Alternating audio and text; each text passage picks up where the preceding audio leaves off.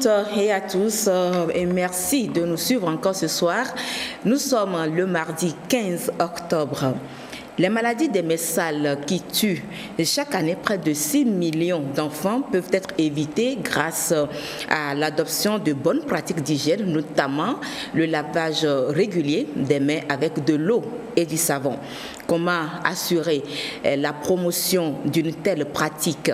Quelles précautions prendre en cette saison de pluie où certains quartiers sont remplis d'eau stagnante et quelles sont les maladies qui peuvent en découler et contre lesquelles nous pouvons agir? Ce soir, nous parlerons de la propreté de nos mains, de l'eau, de l'assainissement et des maladies, et des aliments, j'allais dire autant pour moi, et des aliments que nous consommons en ces temps de pluie. Merci pour votre fidélité et votre bonne attention. L'émission commence maintenant avec ce jingle. Bienvenue.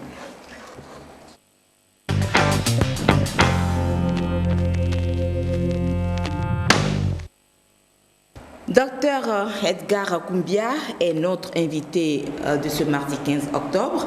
Il est le responsable de la clinique médicale Perpétuelle Santé en sa qualité de médecin-chef. Docteur Koumbia, bonsoir. Bonsoir Madame Carole. Ça fait toujours plaisir de vous avoir dans cette émission. Comment allez-vous? Ça va bien, le plaisir est partagé. Et les activités, comment ça se passe? Bien, on se défend tant bien que mal. Nous sommes au service de la population, surtout pendant ces temps de pluie. Oui. Et bon, nous y sommes également. Et bon.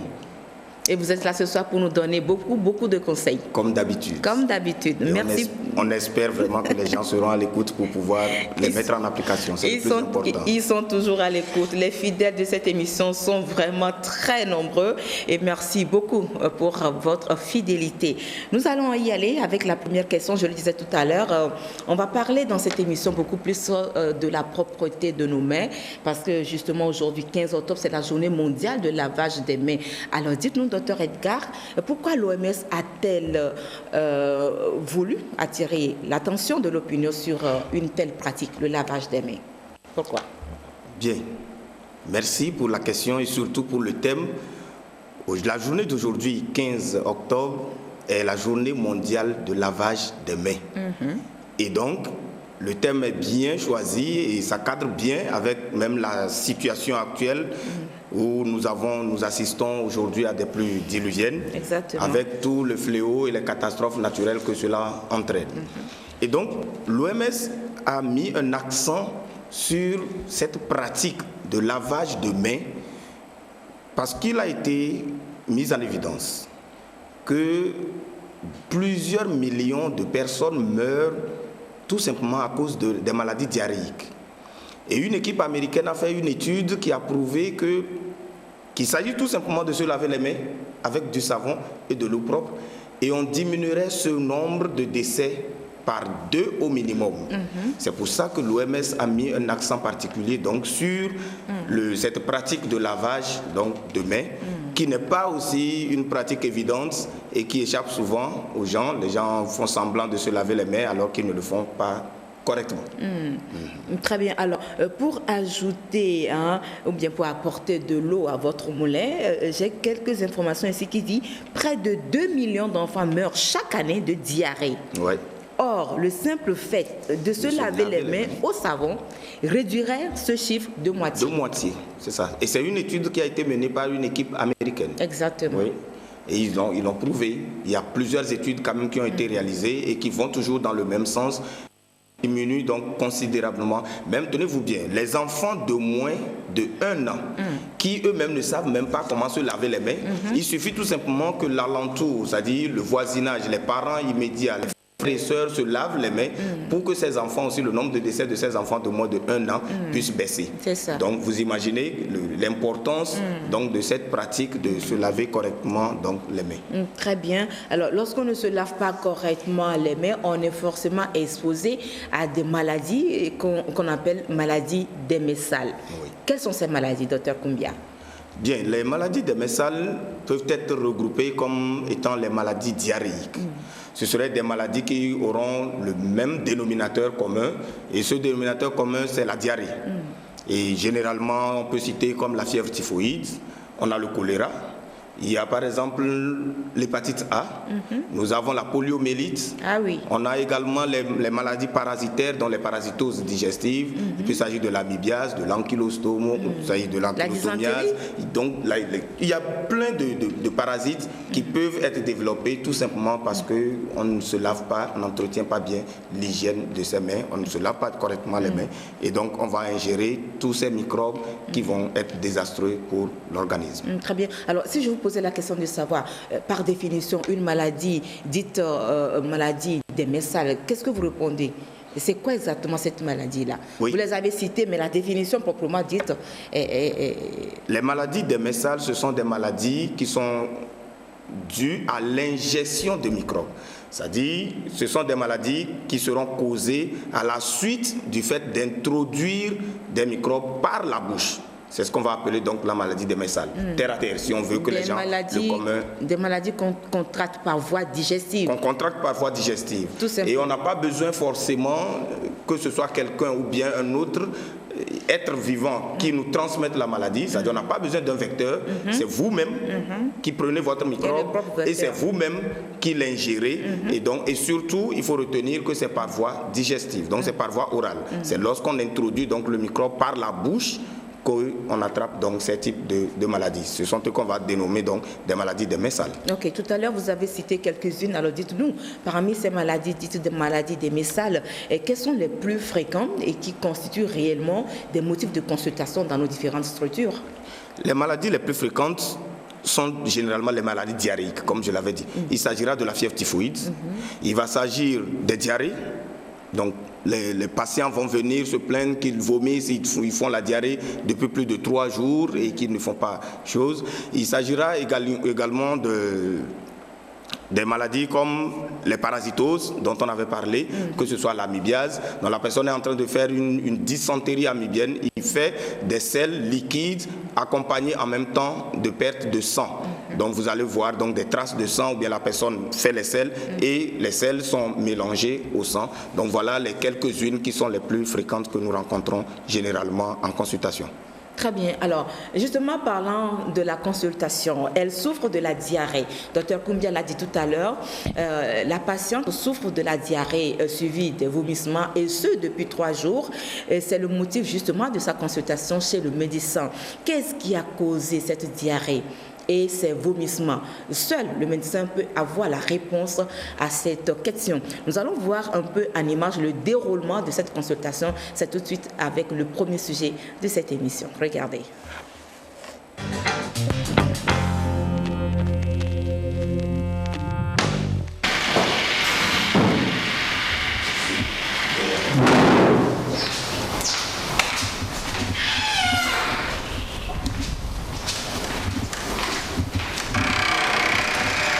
Bonjour Madame Fouli. Bonjour. Comment vous allez? Vous êtes sûr que ça va bien? Si ça va bien, si ça va bien, on ne tient pas à l'hôpital. Un peu souffrante. D'accord. Bon. Dis-moi, qu'est-ce que vous avez? La diarrhée principale depuis 3 jours. La diarrhée, ça a commencé quand? Aujourd'hui, depuis dimanche. Depuis dimanche.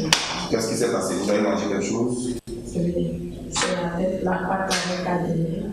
Alors, est-ce que vous vomissez? Oui, il y a le vomissement. Il y a le vomissement. Tu fais la diarrhée, les vomissements. D'accord. Et tout ça, ça a commencé à la page. Qu'est-ce que vous avez pris comme médicament? Tu n'as rien pris. Depuis 3 jours. Et tu fais la diarrhée. Et tu vomis. Ce matin, est-ce que vous avez mangé? Oui. Qu'est-ce que vous avez pris? La bouille. La bouille. Est-ce que vous avez vomi aussi? Oui, ce matin. Après avoir pris la bouille ou bien avant? Après avoir pris la bouille. Après avoir pris la bouille. Qu'est-ce que vous avez pris comme médicament? Vous dites que vous n'avez rien pris? Rien. Qu'est-ce que vous faites comme travail? Ménagère. Ménagère. Vous avez combien d'enfants? 2. 2. Ils ont quel âge? 5 ans et puis 2 ans. 5 ans et 2 ans. Les enfants se portent bien? Oui. Est-ce que les enfants ont mangé la même nourriture que vous? Oui. Et ils n'ont pas de problème, ils n'ont pas de problème, ils n'ont pas de fièvre, ils n'ont pas de choses. Est-ce que vous toussez? Non. On va tout séparer. D'accord. Bien, vous allez vous lever tranquillement et vous mettre sur le lit et je vais vous examiner.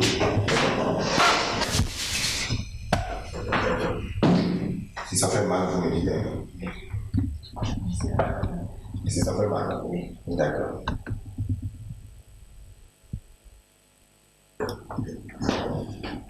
Donc, sortez là-bas.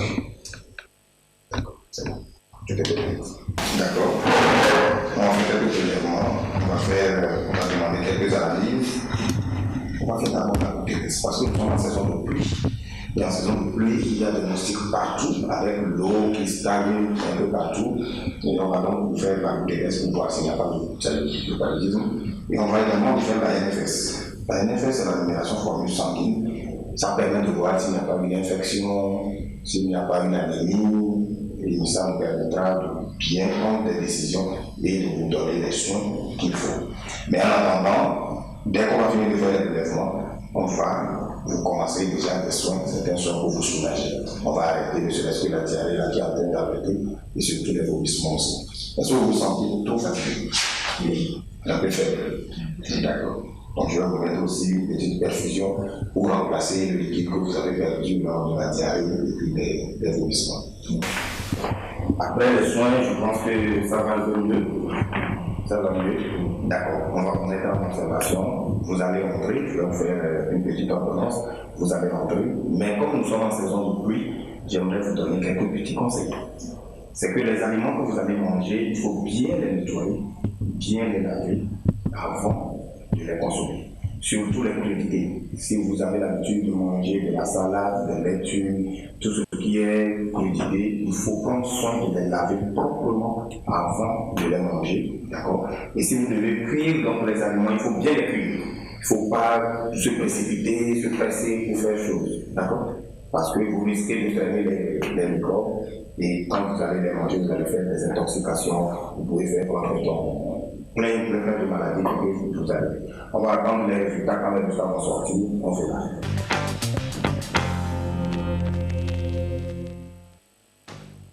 Voilà, c'était Dr Edgar Koubia avec sa patiente tout à l'heure au niveau de sa clinique.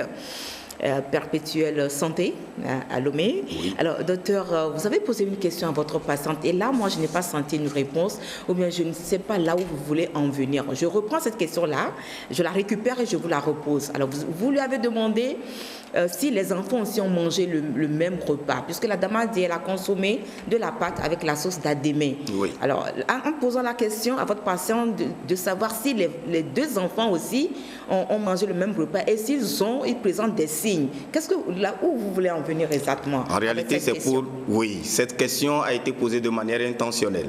C'est pour voir si les autres membres de la famille n'ont pas le risque de développer la même pathologie.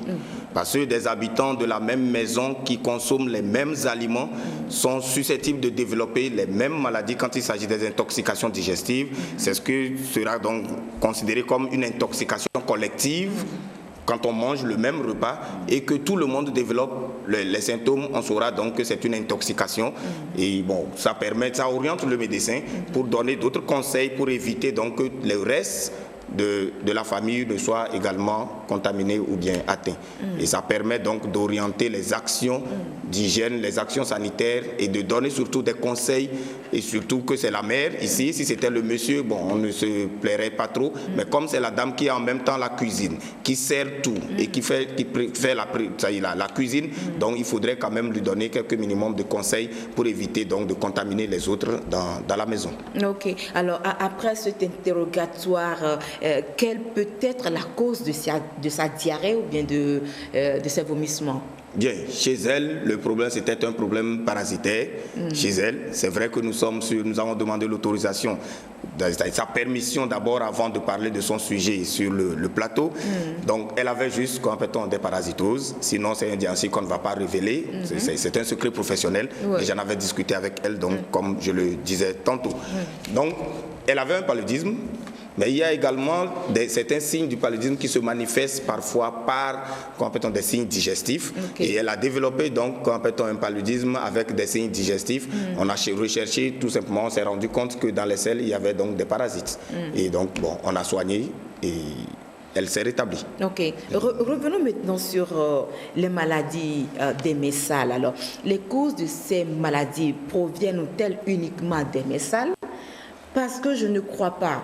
Je voudrais bien savoir. On peut avoir des mains propres, laver bien correctement ses mains, mais l'aliment que nous mangeons, la boisson que nous consommons, même l'eau que nous buvons, est-ce que ces éléments-là ne peuvent pas être souillés et entraîner une maladie?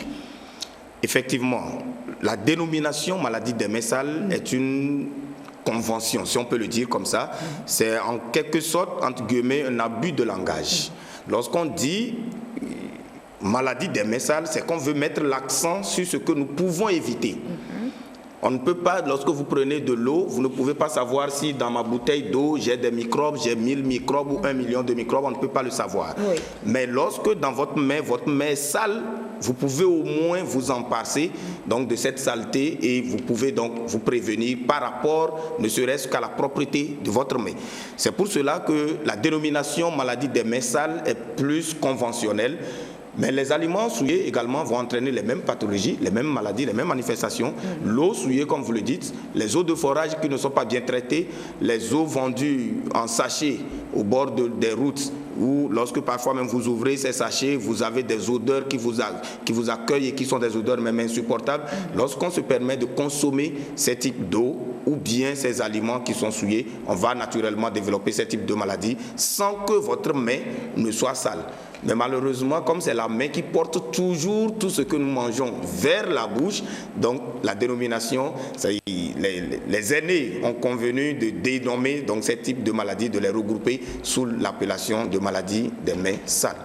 Très bien. Alors si nous prenons ces maladies-là et leurs causes, est-ce qu'on peut évoquer certains facteurs de risque par rapport aux maladies des mains sales? Oui, les facteurs de risque des maladies des mains sales, on va citer essentiellement les saisons pluvieuses. Il y a également la surpopulation. Il y a les problèmes d'urbanisation. Donc si vous êtes dans un quartier extrêmement, c'est-à-dire extra-populaire, dans un quartier où difficilement on trouve de passage pour passer d'une maison à une autre, où la densité de la population est importante, c'est normal et c'est naturellement que les gens vont développer plus cette maladie dans ces zones-là, plutôt que dans les quartiers résidentiels où il y a plus d'espace et tout est bien aménagé. Vous allez voir que le plan d'urbanisation est tellement bien fait, il y a des caniveaux, il y a des dépotoirs qui sont bien gérés, clôturés, bien traités, et ce qui n'est pas le cas lorsqu'on va dans des quartiers populaires. Et donc tout ça, ce sont des facteurs qui peuvent favoriser ces maladies. Voilà, ces maladies-là. Très bien. Prenons par exemple la diarrhée, la fièvre typhoïde, puisque vous les avez citées tout à l'heure, parmi les maladies dites des mains sales. Quels sont les symptômes de ces deux maladies, principalement de ces deux maladies? Bien, il faudrait qu'on fasse un petit rectificatif. La diarrhée en elle n'est pas une maladie, c'est un symptôme. C'est un signe. Et généralement, dans les cas des maladies des mains sales, la diarrhée est le point commun. Donc, c'est pour ça d'ailleurs même qu'on les appelle encore des maladies diarrhéiques. Donc, ce sont des maladies qui commencent par la diarrhée. Donc, quand on prend la fièvre typhoïde, elle, par contre, est une pathologie carrément, c'est une maladie qui va se manifester par une fièvre, donc des températures élevées. Comme le nom l'indique. Voilà, comme le nom le dit, c'est la fièvre typhoïde. Donc, il aura une fièvre, la personne va sentir des courbatures, des sensations de fatigue, des céphalées, des maux de tête. Et ces maux de tête, malheureusement, résistent parfois à l'utilisation des antalgiques courantes comme l'utilisation de paracétamol, d'aspirine et autres. Donc, vous avez mal à la tête tout le temps, vous prenez du paracétamol et tout, mais ça ne passe pas.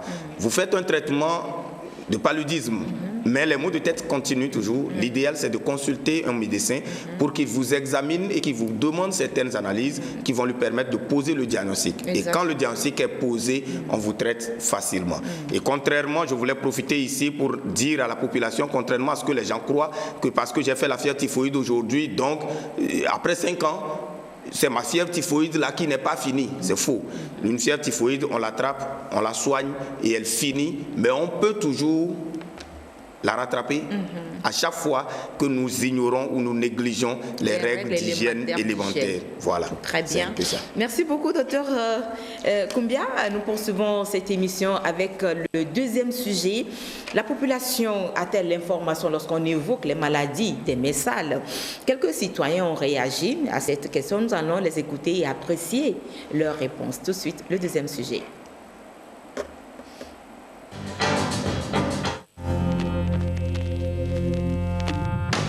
Les maladies liées aux mains sales, on peut voir le choléra.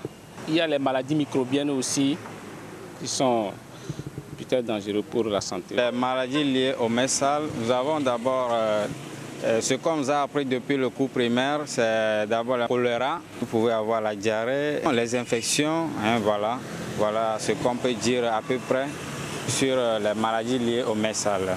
Les maladies liées aux mains sales, on peut citer entre autres la poliomyélite, la fièvre typhoïde. Les maladies qui sont liées aux mains sales, nous pouvons citer la toux, la conjonctivite et la diarrhée. Les maladies liées aux mains sales sont par exemple la diarrhée, l'amibiase.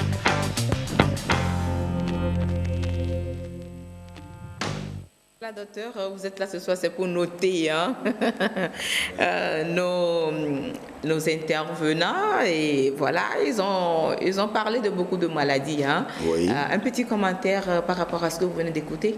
Bien, je peux dire que au moins, c'est que vous avez choisi un échantillon de gens qui s'y connaissent. J'aurais souhaité avoir l'interview des bonnes femmes du marché ou bien devant une église, qu'on interviewe des gens, qu'on ait au moins... Ce sont cette population qui en souffre généralement et j'aurais souhaité qu'on ait plutôt la vie de ces gens-là, des bonnes femmes du commun des mortels. Mais ceux-là, ce sont des gens aguerris et qui ont donné donc les bonnes réponses. Cependant, il y avait un monsieur qui a parlé de la toux. La toux ne fait pas en réalité partie des maladies des mains sales. Parce que la physiopathologie, si on va commencer par développer, ce serait vraiment très rare de développer une toux, tout simplement parce qu'on ne sait pas laver les mains avant de manger. Donc là, ça rentre carrément dans un autre système, une autre catégorie de maladies. C'est tout ce que je voulais sortir. Ok, quelqu'un aussi a parlé de la conjonctivite. Qu'est-ce qu'il en est exactement? Oui, la conjonctivite, en fait, c'est l'inflammation des conjonctives. Donc, au niveau de la paupière des yeux, nous avons donc un tissu qu'on appelle le tissu conjonctif. Et lorsque les enfants ont des mains sales et qui se frottent les yeux, ils peuvent introduire donc des microbes au niveau de la conjonctive et ces microbes peuvent se développer et quand ça se développe, on va développer donc notre conjonctivite. Ça, c'est possible. Mais généralement, dans la définition des maladies des mains sales, il est regroupé les maladies qui sont issues de l'ingestion par la bouche des microbes. Donc en réalité, les conjonctivites nous aussi ne rentrent pas dans cette définition des maladies des mains sales. Qu'en est-il de la poliomyélite? Parce que là, c'est vrai que beaucoup d'efforts ont été faits pour l'éradication totale de cette maladie, la polio. Mais nous en parlons ce soir en tant que maladie des mains sales. Mais dites-nous, la polio, comment est-ce que ça se fait que c'est une maladie des mains sales? On avait toujours pensé que ceux qui traînent des handicaps physiques, il semblerait que c'est depuis l'enfance qu'on leur a fait des piqûres. Et c'est ça, les idées reçues aujourd'hui. Qu'est-ce qu'il en est exactement?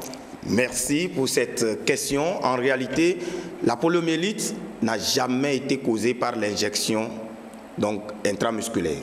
Les injections intramusculaires sont responsables des problèmes neurologiques, certes, lorsque la personne qui pratique l'injection ne délimite pas bien la zone à injecter et que la personne va piquer dans le nerf sciatique, on peut endommager le nerf et donc entraîner des handicaps chez le patient. Mais la poliomyélite est une maladie virale. C'est une maladie qui est causée par un virus et ce virus va rentrer dans l'organisme à partir de la bouche. Donc c'est la main sale qui ramène le virus vers la bouche et quand vous ingérez le virus va attaquer donc la moelle épinière ou même le tronc cérébral et va causer des dégâts tellement irréversibles. En quelques heures seulement, le virus de la poliomyélite est capable de faire faire des drames irrécupérables donc, chez le patient, chez sa victime. Et c'est ça qui est responsable donc, des paralysies chez nos enfants. Et généralement, c'est une maladie qui n'attaque que les enfants. Les adultes ne sont plus... ne peuvent plus attraper une chose. Que ça arrive et puis on grandit avec... l'handicap, malheureusement. Voilà, presque. Et ce virus, je voulais ajouter que ce virus-là de la poliomyélite, contrairement à ce que les gens pensent, c'est un virus qui est de la même famille que les virus de l'hépatite A, c'est de la même famille que les virus de la grippe. Les gens qui font la grippe, le fait d'éternuer, on fait la grippe, la toux, une toux sèche, on éternue et qu'on sort. Le virus qui est responsable de ça, on l'appelle le virus influenza. Donc ce virus est de la même famille que le poliovirus et également de la même famille que les virus de l'hépatite A, par exemple. Très bien. Lorsque nous parlons des maladies des messales, on pense à l'hygiène, on pense à l'eau, on pense à l'assainissement. Alors, quelle est la problématique, si je vous posais cette question, quelle est la problématique autour de cette trilogie, si nous prenons notre pays, le Togo? Bien, si nous prenons notre pays, le Togo. Cette question me rend un peu perplexe parce que je veux jeter des fleurs au gouvernement pour les actions et les efforts qui sont fournis. Il y a de cela des années en arrière, s'il pleut, vous ne pouvez même pas sortir de votre maison et faire chose. Aujourd'hui, des efforts sont faits. Mais les pluies que nous rencontrons ces derniers jours viennent encore démentir le fait que nous avons beaucoup évolué. Et on comprend que nous avons encore beaucoup à faire. L'assainissement, comme nous l'avons dit, demeure toujours un sujet d'actualité et le gouvernement doit s'y atteler encore et nous aider à pouvoir nous en sortir. Mais ce n'est pas seulement le gouvernement. Tout le monde doit mettre la main à la pâte. Tout le monde doit œuvrer pour un bon environnement dans lequel il vit. Nous allons prendre l'exemple, par exemple, des CDQ, donc les comités de développement des quartiers. Lorsque nous prenons ces CDQ, permettez-moi ici de féliciter un des CDQ que je connais bien, c'est les CDQ d'Avenou, mais ce sont des gens qui sont formidables. Ils se lèvent tous les matins, ils balaient, tous les samedis matins, ils balaient le quartier de porte en porte. Quand ils voient des ordures quelque part, on interpelle les personnes, on les sensibilise, on les conseille. En tout cas, c'est là-bas que j'en ai vu, c'est pour ça que je les félicite. Mais j'exhorte également les autres CDQ dans notre pays à faire également la même chose pour pouvoir éviter de jeter par exemple des ordures dans les caniveaux. Ce qui va bouger les caniveaux, on va crier que l'État ne fait pas des caniveaux, mais le peu qui est là, il faut qu'on puisse les entretenir. Et il faut également qu'on organise des séances de sensibilisation concernant par exemple les techniques de lavage de mains. Ces séances de sensibilisation, vous m'excusez, ce n'est pas pour les intellectuels qu'on va aller le faire. C'est pour les bonnes femmes du marché, c'est pour des femmes qui se réfugient généralement dans les églises, c'est pour des élèves qui sont à l'école. Et là, je voudrais également solliciter ici l'appui du ministère de la Santé. Le personnel ministère de la Santé et de l'Hygiène publique. Oui, voilà, justement. Le ministère de la Santé et de l'Hygiène publique. Exactement. Nous voudrons vraiment les interpeller. Pas les interpeller, mais les encourager et surtout les soutenir, les accompagner dans leurs efforts de tous les jours.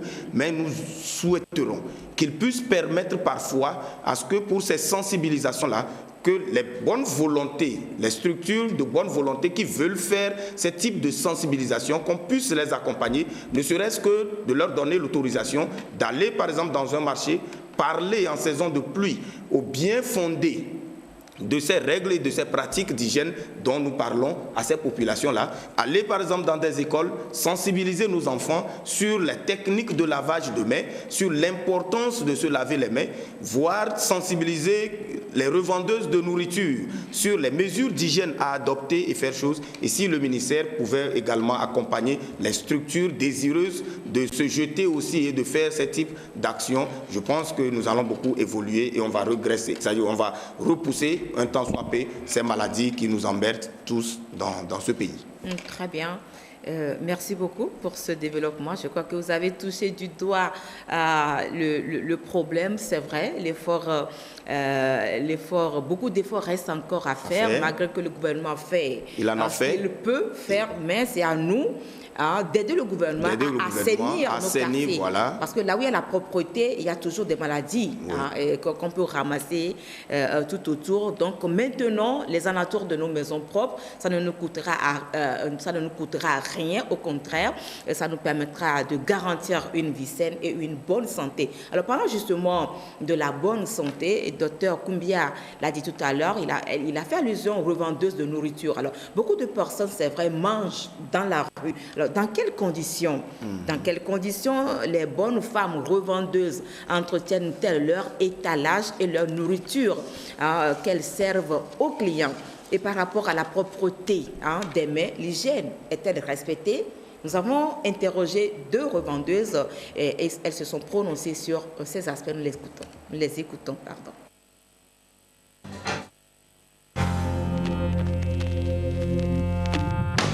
De docteur dans fifi abe nous go dans be ade do no igbo a do la classe ko adi mi ata jami so jave so pasa na gba mi kula gba mi so jave kin so isi ameto mi dona tutu gba gbalo e be gba ni a jave to wa yin na gbalo be tutu mo ta o mo no le mi ko su be ne nde to wasu di sabe jagba nti no pase a ne ma te de lenti enu mo cha de me fifi a jive game a ho no ja pasa de mi a lo la ko je ro si ami amro zana jave ntocha yo la so klo tutu gbon ezevegon la passe ngbo la date mia kamia na mia dua ntori ke nu kora mia dua e dore pepe mu ya don poni eni mi gbosa si mia nto ya da nto la ho mi to cha no kora si ya yo de nu to a ademe yo gbo ma yo fetros presque ndi pepe mi le kora da ke ne o ma kula gbo ho la so do se me la do to bo so di sa kokoleta jibe ga me di sa kokoleta afia la ba gbo ma nya fi ke be so la gbo be na ye so afia ke ya so de ke o do la so chom na ga me to bo so ngba gogo asiko kloya kika so je le vioji duli le sukulu a chicho dona disi da no bono classe mi amega ho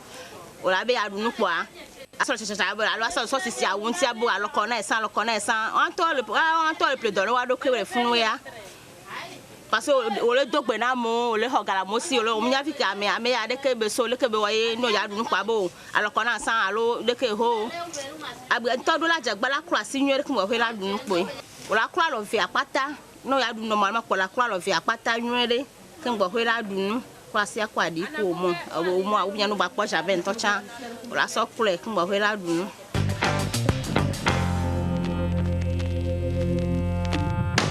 na mo va mi agbo wa mi ono mo dana ra pro no ja dunu akura sikudo mo kwa di po adunu no gba du va chan gba tro kule kudo mo nene mi wona ejime game na gobe no be adano eje be nko le down to akpo be amere ja ple no na wa eje be ale benen dudu aro ko o ja sei amere le ala ple adon ma duwa onto akpo gbo ale benen dudu be to bosun gba wa jiji alo nu yare ke ngba wa na ngba hin dole levo eje be ni dole le ngba va akpo gbo be aso so chon no aso no chon aso akula gban so javel so akula gban ku te ku adi ma su javel ma pere nti po elai ebese yo ejebo akolo ekudoje ni kolo na ekudoje ke ngbo sene no onto chan lo sandu du meno akpogbo be ale be na nduru agame a ngba hin dolere va na me poteo.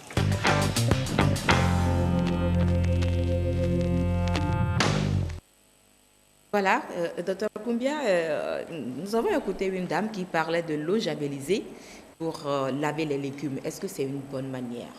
Oui. L'eau de javel pour laver les légumes? En réalité, nous devons laver, on doit l'eau javelisée, de l'eau auquel aussi on va ajouter du permanganate, de potassium par exemple. Ça permet également de diminuer la charge bactérienne. De l'eau salée. De l'eau salée. Oui. On peut faire de l'eau salée, on peut utiliser de l'eau javelisée, on peut utiliser aussi du permanganate. Ce sont des substances qui permettent de diminuer la charge bactérienne sur les légumes, surtout avant de les consommer. Et j'ai beaucoup apprécié, finalement, vos échantillons que vous avez pris aujourd'hui sont des échantillons exceptionnels. Parce que le marché était un marché bien propre. Par contre, il y avait des éléments qu'on voyait au départ qui n'étaient pas ça. Et donc, la dame également s'y connaît. Elle a bien décrit la manière dont il faut laver les légumes avant de les préparer et qu'on sort. C'est très bon. Surtout en saison pluvieuse, le danger qui se trouve dans ces légumes, c'est que ces légumes sont cultivés dans des jardins. Et dans ces jardins sont arrosés par de l'eau de ruissellement. C'est l'eau de ruissellement qui vient rentrer dans le puits qu'on a creusé au milieu du jardin, et c'est cette eau de ruissellement qui a transporté des microbes, des déchets, des sels que les gens ont déposés sur des dépotoirs à l'air libre, qui va les transporter jusqu'au niveau de sa retenue, lui puis cette eau pour arroser votre légume. Et quand vous prenez les légumes et que vous ne les désinfectez pas, vous risquez donc de les ingurgiter. Et en les mangeant, vous allez développer les maladies des mains sales dont nous parlons ce soir. Voilà. Alors, quelles sont les conséquences de ces maladies si elles ne sont pas bien prises en charge? Oui, nous avons dit que toutes les maladies des mains sales ont comme dénominateur commun la diarrhée. Et donc, la première conséquence, c'est la déshydratation. Quelqu'un qui fait la diarrhée à longueur de journée et qu'on ne prend pas en charge très tôt, c'est la déshydratation. Et à partir de la déshydratation, on peut avoir toutes les autres complications. On peut faire un état de choc hypovolémique. On peut faire, donc, il y a plein de conséquences qui peuvent même aller jusqu'à la mort. Lorsqu'on a le cas, par exemple, de fièvre typhoïde et qu'on ne traite pas à temps, on ne traite pas vite, la personne peut faire une perforation du tube digestif due seulement à la fièvre typhoïde. C'est ce qu'on va appeler les perforations typhiques. Et cette perforation du tube digestif peut entraîner ce qu'on va appeler les péritonites secondaires. Et cette péritonite, c'est l'inflammation en fait de tout l'abdomen. L'abdomen va devenir dur et douloureux. Et on doit opérer dans les 6 heures qui suivent le diagnostic. Sinon, le patient peut trépasser. Il peut donc mourir.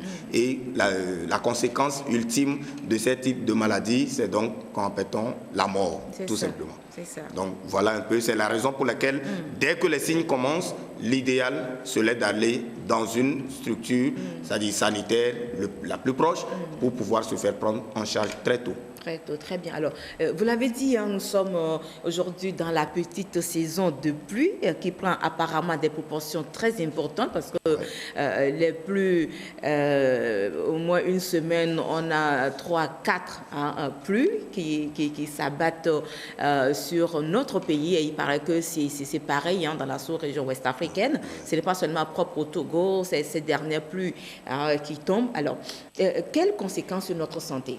À part ce que vous venez de décrire, l'eau de ruissellement qui va aller contaminer l'eau de pluie, ou bien le petit puits aménagé pour arroser les jardins potagers. Et quelles conséquences de façon générale lorsqu'il y a de ces pluies-là? Dites-nous un peu, docteur. Bien, la première conséquence, d'abord, c'est une conséquence physique. Pour ne pas aller dans le domaine médical, c'est juste l'eau qui va envahir des maisons. Et dans cette eau, on aura par exemple des reptiles. On aura des insectes nuisibles. Et lorsque vous marchez dans ces eaux-là, dans votre maison... Des vers de terre. Non, les vers de terre au moins sont encore inoffensifs. Mais s'il y a un serpent à l'intérieur, s'il y a des scorpions à l'intérieur, vous pouvez vous faire mordre tout simplement par un serpent aquatique, tout simplement parce que l'eau a envahi votre maison. Vous ne pouvez pas dormir non plus dans de l'eau. Quand il y a de l'eau dans votre chambre, vous ne pouvez pas dormir. Déjà, on fait des réfugiés involontaires et ce seraient des moustiques qui vont se développer dans l'eau qui a stagné dans la maison ou derrière la case et au finish, la personne va développer, en plus des maladies des mains sales dont nous avons parlé, le paludisme peut s'associer. Ce sont les épidémies de choléra qui vont commencer. C'est pour ça d'ailleurs même que je félicite encore le ministère de la Santé qui envoie ces derniers temps des SMS, c'est-à-dire des messages courts pour sensibiliser la population à travers les réseaux sociaux pour donc annoncer ces pluies et demander à la population de prendre des précautions et des mesures idoines. Malheureusement, quelle que soit la précaution prise, avec la quantité de pluie qui tombe ces derniers temps, les gens sont surpassés. C'est vrai. Ouais. C'est vrai, c'est vrai. Alors, les maladies des mains sales et celles liées à l'eau sont vraiment de gros risques sanitaires.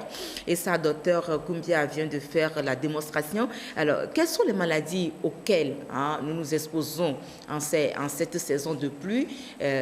Nous avons interrogé aussi la rue et 2 personnes se sont prononcées sur les maladies liées à l'eau. Nous allons les écouter, même si ce sont des personnes qui connaissent un peu ce dont nous parlons ce soir. Nous les avons seulement pris comme ça au hasard et heureusement, ce sont des personnes qui maîtrisent un peu le sujet. Nous les écoutons tout de suite.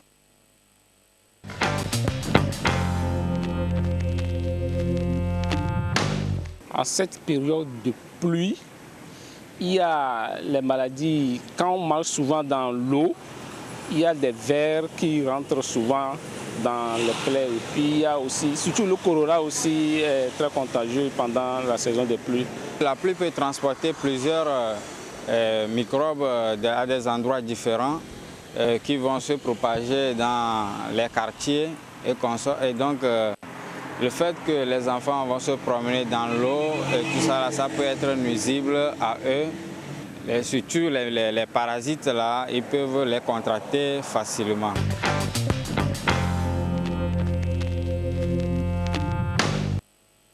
La grande question ce soir, ce qui nous intéresse, ou intéresse beaucoup plus à nos chers téléspectateurs, c'est la prévention. Oui. Alors, prévenir, comme on le dit, prévenir vaut mieux que guérir. Alors, quelle prévention par rapport à ces maladies? Bien, si c'est la prévention des maladies des messales, comme le nom l'indique, la prévention va commencer d'abord par nous-mêmes. Et le premier élément, c'est de se laver les mains avec de l'eau propre et du savon. On ne va pas aller prendre encore de l'eau souillée pour se laver les mains. Donc, c'est un milieu de culture qu'on va prendre. On va encore ramasser des microbes. Donc, il faut se laver les mains avec de l'eau propre et du savon. C'est la première des choses. Et nous devons le faire à chaque fois que nous allons, par exemple, à la toilette. À la sortie, on doit toujours se laver les mains avec de l'eau propre et du savon avant de continuer. Parce que un simple microbe que vous avez pris dans la main, sans se rendre compte, si vous saluez un ami au passage, si l'ami ne se lave pas les mains et que lui, il va pour manger, il va ingérer le microbe que vous avez déposé au niveau des toilettes. Et dans ces conditions, il va développer sa maladie diarrhéique. Donc c'est pour ça qu'il faut d'abord se laver les mains. Même si on vient de sortir de sa maison et qu'on n'a pas été à la toilette et si on trouve l'occasion d'ingérer quoi que ce soit, de mettre quoi que ce soit dans la bouche, il faudrait se laver proprement les mains avec de l'eau et du savon avant de porter la main à la bouche. C'est la règle d'or ou la règle générale. Et si on n'a pas du savon à la portée de main? Si on n'a pas de savon, nous sommes en période de pluie. Et en période de pluie, c'est ce que nous appelons les facteurs de risque de ces maladies. Donc c'est un des facteurs de risque de développer des maladies des messales. Dans ces conditions, l'idéal serait que chacun ait son petit gel, les gels désinfectants, les gels hydroalcooliques. Si on n'a donc pas d'eau et de savon sous la main, si vous avez votre gel, donc on les vend dans les pharmacies de petites quantités, vous mettez juste une petite quantité de gel dans la main et puis vous nettoyez votre main avant de porter la main vers la bouche. Si on arrive à faire ce geste-là, ce geste aussi simple, on va éviter beaucoup de maladies. Maintenant, lorsque nous rentrons à la maison, les eaux de boisson, nous devons nous atteler à vérifier que cette eau est une eau potable. Pour vérifier, soit vous allez prendre de l'eau minérale ou bien vous allez bouillir tout simplement votre eau. Quelle que soit la source de votre eau, vous allez bouillir votre eau, vous la laissez se refroidir, vous la protégez et c'est après que vous allez utiliser cette eau comme eau de boisson. On peut utiliser également de l'eau de Javel pour diminuer la charge bactérienne dans l'eau. On peut également utiliser le chlore, on utilise le chlore pour laver les aliments comme l'autre dame nous l'a si bien montré. On peut utiliser le sel, on peut utiliser du permanganate, de potassium. Donc il y a ces choses-là, ces éléments qu'on peut utiliser donc, pour désinfecter les aliments que nous mangeons. Très bien. Mais ce soir particulièrement, nous mettons l'accent sur le lavage des mains. Alors le lavage des mains, une pratique anodine, mais qui revêt toute une importance. Comment se laver les mains? Regardez un peu cette démonstration pour voir si ce que nous faisons habituellement, est-ce que c'est la bonne manière de le faire? Regardez, c'est une démonstration du docteur Kumbia Edgar qui est avec nous ce soir sur ce plateau.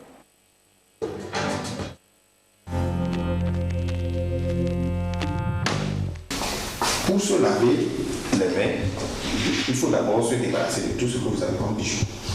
Si vous avez des anneaux, souvent les alliances, on les garde, si ça ne va pas vous gêner. Mais quand vous avez des montres ou bien des gourmettes et des choses, vous devez vous débarrasser de votre main, c'est-à-dire le poignet, la main doit être libre. Après, vous ouvrez votre robinet pour prendre de l'eau. Et vous allez mouiller d'abord, premièrement, il faut mouiller la main avant de prendre le savon.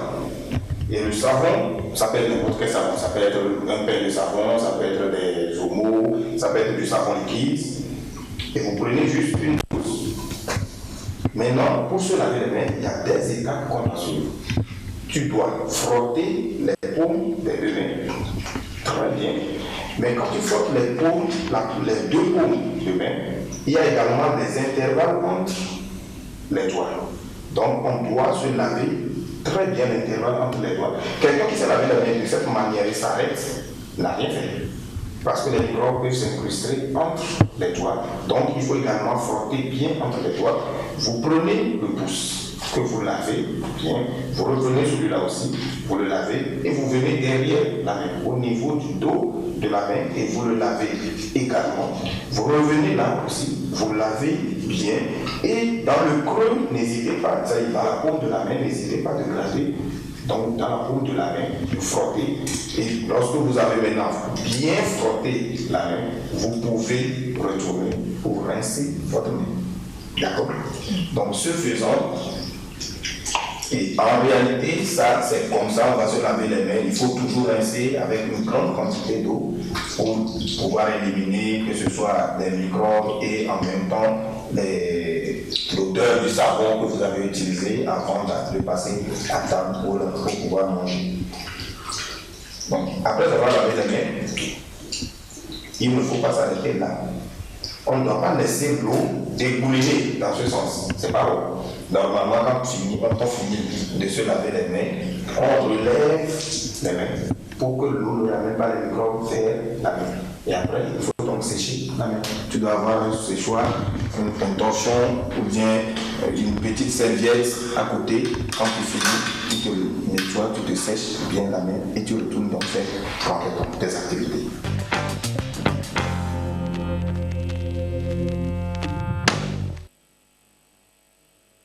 Pour cette démonstration. Et il y a une question très intéressante qui vient de me parvenir. Avant de vous la poser, je voudrais bien qu'on regarde de près cette démonstration que vous venez de faire.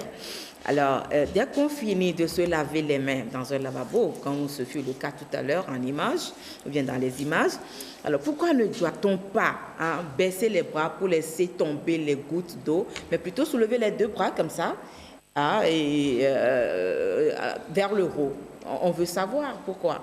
D'habitude, on ne le fait pas. Oui, en réalité, cette démonstration que j'ai faite c'est la technique de lavage de main. Mais à la fin, quand on soulève la main, ça regarde plus les praticiens médicaux, donc les médecins, les chirurgiens et également les cuisiniers, ceux qui s'adonnent aux activités, c'est-à-dire à la cuisine, ceux qui préparent des nourritures. Lorsque vous lavez les mains, et que vous rabaissez les mains, l'eau qui était au niveau des poignets et au niveau de l'avant-bras va ruisseler et va ramener tous les microbes qui sont là vers la main que vous venez de laver. Alors qu'en finissant de rincer, si vous relevez la main un tout petit peu, l'eau va couler dans le sens contraire, donc ça va partir de la zone qui a été proprement lavée vers la zone qui n'a pas été lavée. Et donc, l'eau va couler dans le sens, c'est-à-dire inverse, et votre main sera toujours propre. Mais si vous l'inversez, l'eau va ramener les microbes vers la main qui a été proprement lavée. C'est pour ça que les chirurgiens, quand vous les voyez, quand ils finissent de se laver les mains, ils ont toujours la main relevée vers le haut pour permettre donc à l'eau de dégouliner et de s'assécher. Et dans ces conditions, si c'est pour manger, quand vous finissez de laver les mains, vous n'avez pas besoin de relever quand même, c'est-à-dire les bras, on n'a pas besoin non plus de nettoyer, d'assécher, parce qu'on va pour manger. Vous pouvez quand même assécher quelques parties, mais pas prendre un torchon qui est sale pour venir encore nettoyer une main que vous venez de laver avant d'aller manger. Ouais. Donc si c'est pour manger, vous finissez de laver, vous rincez proprement la main et puis vous passez à table. Très bien. Merci beaucoup pour ces explications. Voilà, il y a une question. Il y a une question qui dit bonsoir madame, bonsoir monsieur, bien bonsoir madame à vous également.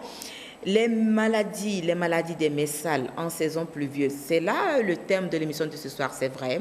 Alors pourquoi vous insistez, c'est là la question, pourquoi vous insistez sur la saison pluvieuse? Pourquoi vous insistez sur la saison pluvieuse? Est-ce que les maladies des messales en saison sèche sont différentes de celles des saisons pluvieuses? Merci. En réalité, la maladie des messales, c'est la maladie des messales. Il n'y a pas de maladies de Messal en saison pluvieuse et des maladies de Messal en saison sèche. C'est la même chose. Mais il y a ce qu'on appelle les facteurs favorisants. C'est de ça que nous avons parlé. En saison sèche, vous allez voir que l'eau qu'on va utiliser, par exemple, pour arroser les légumes au jardin, sera moins polluée que l'eau qu'on va utiliser pendant les saisons pluvieuses. Ce serait de l'eau filtrée. Si c'est un puits qui a été puisé, qui a été creusé dans le champ, ce serait de l'eau filtrée. Alors qu'en saison pluvieuse, c'est plutôt l'eau de ruissellement, comme ce que nous voyons sur l'image, l'eau de ruissellement qui va dégouliner, voilà par exemple ce caniveau qui est rempli d'ordures. Si ce caniveau se remplit et que cette eau-là va jusque dans un jardin, ça veut dire que tous les légumes qui s'y trouvent seront souillés. Et lorsque vous allez les prendre, il faut donc un peu plus de précaution en saison pluvieuse. C'est tout simplement pour ça qu'on insiste tellement sur le côté de saison pluvieuse. Sinon, c'est les mêmes choses, que ce soit en saison sèche comme en saison pluvieuse. Il faut respecter les mêmes règles, en réalité, les mêmes règles d'hygiène. Très bien, merci beaucoup. Je crois que la personne qui nous a envoyé cette question a sa réponse. Maintenant, la grande question, c'est de savoir si il ou bien elle est satisfaite de la réponse donnée par notre invité de ce soir. Alors, il y a une autre question, puisque nous sommes dans la série des questions. Nous allons profiter juste pour prendre encore 2 questions et on va finir avec le dernier sujet. Alors, bonsoir madame. Pourquoi le docteur n'a pas lavé le robinet? C'est par rapport toujours à votre démonstration. On dit pourquoi vous n'avez pas lavé le robinet? Est-ce que c'est important? Je me le demande. Bon. Je ne sais pas quelle est la réponse que la personne attend, c'est-à-dire en posant cette question. Oui. Sinon, en réalité, je pense que ce qu'elle voulait dire, c'est que l'endroit où on doit aller se laver les mains doit être un endroit propre également. Parce qu'on ne va pas se lever et puis aller dans, comme on le disait tantôt, on ne va pas aller prendre quand même de l'eau souillée pour se laver les mains. Donc, elle suppose que l'endroit où on doit aller se faire laver les mains, donc à cet endroit aussi, l'endroit doit être normalement propre. Mais la question que je lui retourne, est-ce qu'à chaque fois que vous voulez vous laver les mains, vous allez laver d'abord votre robinet, ou bien c'est après avoir lavé les mains, si elle veut dire. Mais après avoir lavé les mains, on peut, si on a laissé des mousses de savon sur le robinet, l'idéal serait quand même de nettoyer le robinet. Mais ce n'est pas avec la main que je viens de laver que je vais laver encore le robinet. La séance de nettoyage du robinet aussi doit être une séance carrément à part, qui doit être une séance de ménage. Voilà. À ne pas confondre avec le lavage de la pratique elle-même de se laver les mains. Et ici, c'est parce que nous avons un robinet. On peut ne pas avoir de robinet. Tu peux demander à un ami ou à un frère, veuillez nous excuser, tu peux demander à quelqu'un de vous aider en vous mettant de l'eau. Donc bon, on ne va pas laver le gobelet là avant de venir aussi se laver les mains. Donc la personne vous verse de l'eau à la main et puis vous lavez les mains. Si vous avez du robinet, vous utilisez le robinet. Si vous n'avez pas de robinet, quelqu'un vous aide à laver vos mains. Très bien. Merci. Bonsoir docteur. Les hépatites A, B et C se traitent-ils? S'il vous plaît, un enfant d'1 an qui fait la diarrhée, et c'est dû à quoi? Et j'ai tout le temps la salive dans ma bouche quand je dors. Comment faire? Ça fait plusieurs questions à la fois. Mais peut-être que c'est juste une seule question qui nous intéresse ce soir sur ce plateau. C'est un enfant d'1 an qui fait la diarrhée. Et ça peut être dû à quoi? Un enfant d'1 an qui fait la diarrhée, il peut avoir beaucoup de raisons. Beaucoup de raisons. Il peut s'agir d'abord de l'alimentation de l'enfant. Parfois, il y a certains aliments qui peuvent entraîner, parce que les enfants qui ont moins d'1 an, le tube digestif n'est pas encore suffisamment mature. Et parfois, quand les enfants mangent certains aliments, les enfants n'arrivent pas à les digérer et ça pose des problèmes de digestion qui peuvent donc entraîner également des diarrhées. Il y a l'aliment que la maman même a mangé. Si la maman allaite l'enfant et que la maman mange certains aliments qui peuvent provoquer donc, la diarrhée chez l'enfant. Il y a également les laits. Les laits additionnels, les laits artificiels que nous donnons aux enfants, parfois les enfants ne tolèrent pas ce lait et l'enfant peut donc faire la diarrhée. Tout comme les maladies des mains sales peuvent entraîner également la diarrhée chez l'enfant. Une bonne qui va aller préparer le biberon de l'enfant, qui ne sait pas laver les mains, mais la bonne même faisait peut-être une parasitose, elle est partie au WC et à la sortie, elle est partie rapidement préparer le biberon de l'enfant, va contaminer votre enfant, malgré que l'enfant a moins d'1 an, l'enfant peut faire donc une diarrhée. Il y a beaucoup de facteurs qui peuvent rentrer donc en jeu, qui peuvent expliquer cela. Très bien. Alors, comment faire, docteur Koumbia, pour vulgariser la promotion du lavage des mains au sein de la population? C'est vrai que cette pratique est déjà en cours dans certains établissements pour initier déjà les enfants à cette pratique de lavage des mains. Selon vous, quelle stratégie mettre en place au sein de la population pour faire la promotion de cette pratique-là, puisqu'il y a une journée qui est consacrée au lavage des mains. Oui. Merci pour cette question. C'est une question vraiment vague, mais on va essayer d'être un peu précis et concis. Ça va consister tout simplement à la sensibilisation. Pour vulgariser cette pratique, c'est la sensibilisation. Et la sensibilisation doit commencer d'abord par le personnel qualifié et soignant.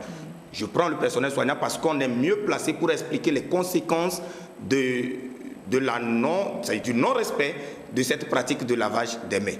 Donc, nous pouvons exhorter les collègues et les confrères, lorsque nous recevons des patients qui ont ce type de problème, après les avoir soignés, de leur promulguer des conseils, mais à cette allure et à cette vitesse, on ne va pas atteindre le maximum de personnes.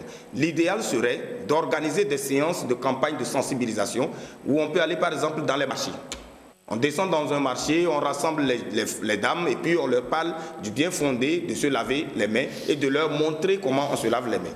On peut, si on veut avoir également des foules, on peut organiser des séances de sensibilisation dans les églises où nous savons aujourd'hui que c'est les bons lieux d'attroupement. Et donc on va dans des églises, après les cultes et consorts, ou même avant les cultes, on demande 1 minute ou 2 minutes juste pour montrer aux gens le bien fondé de se laver les mains, ainsi de suite. Et on peut voir également les artisans qui ont des syndicats, on peut contacter donc ces regroupements de personnes et on va les sensibiliser. C'est par la sensibilisation qu'on peut arriver à vulgariser ça. Et maintenant, les personnes qui seront sensibilisées doivent prendre sur elles de continuer les actions. Parce que le relais, merci, l'information. Très bien, docteur. Non, sensibiliser, c'est bien beau. Sensibilisation, c'est juste des paroles qu'on envoie. Oui. Mais moi, je voudrais parler des actions concrètes. Si nous prenons les places publiques, est-ce qu'on ne peut pas mettre dans certaines places publiques des dispositifs de lavage des mains? C'est possible.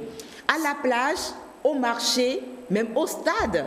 On n'a pas besoin forcément d'aller dans les toilettes du stage pour, après avoir fait nos besoins, se laver les mains. Publiquement, comme ça, en plein air, on peut mettre ces dispositifs-là. En réalité, ce que vous dites, ça se passe dans certains pays. J'ai déjà vu... C'est de ça que je voulais parler. Oui, j'ai déjà rencontré Mais, attendez, il faut qu'on soit honnête et précis. En Guinée, par exemple, en Guinée-Conakry, au moment où il y a eu Ebola, dans les places publiques, et surtout dans les hôpitaux, avant de rentrer dans un hôpital, à l'entrée de l'hôpital ou à l'entrée de chaque salle d'hospitalisation ou de consultation, on met un bocal, un dispositif pour se laver les mains et c'est le personnel soignant qui prépare le liquide, c'est-à-dire l'eau qu'il y a à l'intérieur. On met de l'eau et puis on ajoute du javel ou bien du chlore, des produits et chacun se lave donc la main avant de rentrer même dans l'enceinte de l'hôpital. Et ça, nous aussi, on peut le faire ici. On peut le faire. Ce n'est pas de la mer à boire. Mais la question, c'est qu'il faut éduquer d'abord les gens. La population. Vous allez mettre ces dispositifs, les gens vont y passer. Certains viendront même puiser l'eau dedans pour laver les fruits qu'ils tiennent en main au lieu de se laver les mains. Donc, il faut d'abord éduquer, sensibiliser avant de passer à ces actions concrètes. Et pour le faire, la plage serait bon, mais je ne sais pas vraiment si on peut y arriver. Il faudrait qu'on commence d'abord par les hôpitaux. On peut aller dans les services publics, dans les écoles, et quand on met des dispositifs comme ça et que les enfants commencent par s'y habituer, quand on va les mettre maintenant en ville, les gens pourront l'utiliser et surtout le protéger. Très bien. Alors, nous allons passer au dernier sujet de cette émission. Quelles sont les mesures que nous devons adopter si nous voulons prévenir les maladies des mains sales et celles liées bien évidemment à l'eau, aux aliments. Et c'est la rue qui a encore parlé. Nous allons l'écouter dans cette dernière partie de notre émission.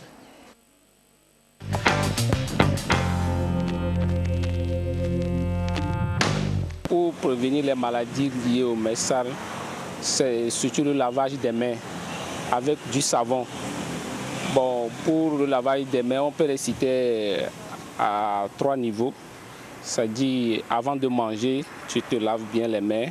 Et puis quand tu sors et tu reviens, au moins il faut laver les mains avant de toucher n'importe quoi, que ce soit pour mettre dans la bouche aussi. Aussi, quand tu sors de la douche aussi, il faut toujours te laver les mains aussi. C'est très important. En période de pluie, il faut toujours éviter les eaux souillées et puis renverser nos boîtes. Quand il y a de l'eau dedans, on va les renverser parce que ça peut aussi donner des moustiques qui vont nous donner le paludisme aussi pendant ce temps.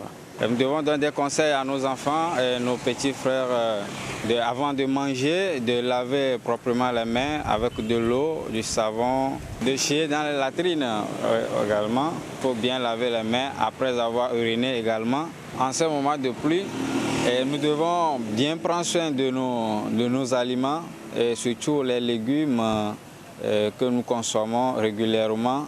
Parce qu'en cette période, il y a les mouches qui vont venir un peu partout pour se déposer sur les nourritures.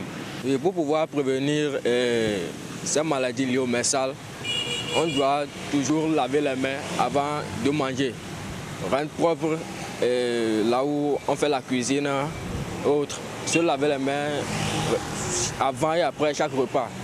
Durant cette période de pluie, pour pouvoir être éloigné des maladies, il faudra prendre des précautions telles que dormir sous moustiquaire imprégné, rendre propre sa maison, éviter les eaux stagnantes. Pour prévenir ces maladies, il faudrait que nous ayons une hygiène saine. Il va falloir que nous nous débarrassons des eaux sales, des poubelles, des boîtes de conserve. De nous débarrasser de ces genres de trucs. Et puis les eaux stagnantes. Pour prévenir ces maladies, il faut rendre ses mains propres, laver les ongles, tailler les ongles, laver les aliments, si concerne les aliments, nous devons le mettre au propre, laver avec de l'eau potable.